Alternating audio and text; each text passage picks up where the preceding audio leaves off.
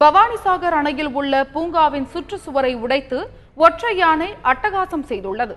ஈரோடு மாவட்டம் பவானிசாகர் அணையை ஒட்டியுள்ள வனப்பகுதிகளில் இருந்து குடிநீர் மற்றும் உணவு தேடி யானைகள் கிராமங்களுக்குள் வருவது வழக்கமாகிவிட்டது.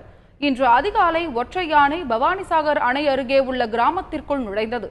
இதை கண்ட கிராம மக்கள் அச்சமடைந்து யானையை விரட்டினர். அப்போது யானை பூங்காவில் நுழைந்து சுற்றுச்சுவரை இடித்துக் கொண்டு வனப்பகுதிக்குள் சென்றது. இதனால் பூங்காவின் சுற்றுச்சுவர் 20 அடி தூரம் வரை சேதமடைந்து பூங்கா திறந்த வெளியாக காட்சியளிக்கிறது. யானைகள் கிராமத்திற்குள் நுழைவதால் விவசாய நிலங்கள் சேதமடைவதாக கூறும் மக்கள் இதை தடுக்க வனத்துறை நடவடிக்கை எடுக்க வேண்டும் என கோரிக்கை விடுத்துள்ளனர்.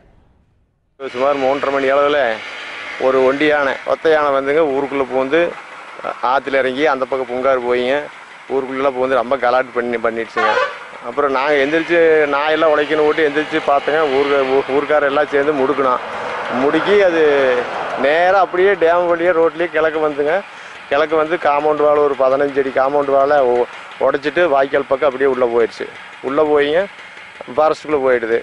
இது ரொம்ப அடிக்கடி இப்படி வந்துட்டு இருக்கிறனால எங்களுக்கு பொதுமக்களுக்கு ரொம்ப பயமாக இருக்குது. நைட்டில் படுத்து தூங்குறதுக்கே பயமாக இருக்குது. ஃபாரஸ்ட் டிபார்ட்மெண்ட்டு ஏதாவது கொஞ்சம் நல்ல நடவடிக்கை எடுத்து அதை வராமல் கொஞ்சம் பண்ணாங்கன்னா நல்லா இருக்குது.